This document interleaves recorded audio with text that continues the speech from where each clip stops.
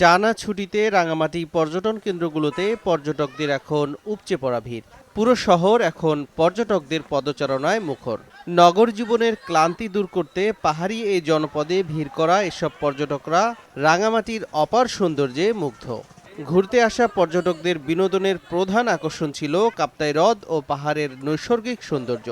ঝুলন্ত সেতু, পলওয়েল সহ নানা পর্যটন স্পটগুলোতে এখন হাজারো মানুষের সরব উপস্থিতি। এখানে সব প্রাকৃতিক জিনিসগুলি খুবই সুন্দর। আমার রাঙামাটি এসে খুব ভালো লেগেছে। প্রাকৃতিক পরিবেশের যে ছোঁয়া আমরা আসলে এই শহরে যারা থাকে তারা পাই না। এখানে এসে বোঝা যাচ্ছে যে আসলে আমাদের দেশ অনেক সুন্দর। এদিকে বাড়তি পর্যটকদের সামাল দিতে হিমশিম খেতে হচ্ছে হোটেল ব্যবসায়ীদের। রাঙ্গামাটিতে আরও যদি বেশ কিছু হোটেল থাকতো, ওই হোটেলগুলি তো ভরপুর থাকতো।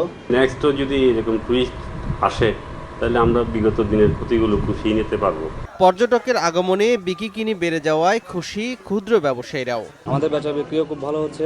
আমরা আশা করি যে এভাবে যেন আমাদের টুরিস্ট আমাদের রাঙামাটিতে আসে।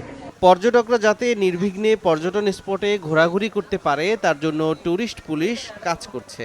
অন দ্য স্পটে আছি যাতে টুরিস্টরা তাদের স্পটগুলোতে সুন্দরভাবে নির্বিঘ্নে ঘোরাফেরা করতে পারে।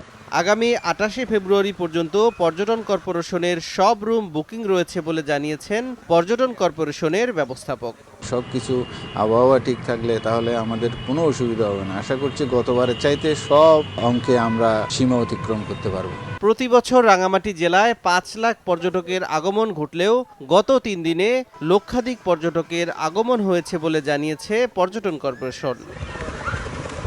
সময় সংবাদ, রাঙামাটি।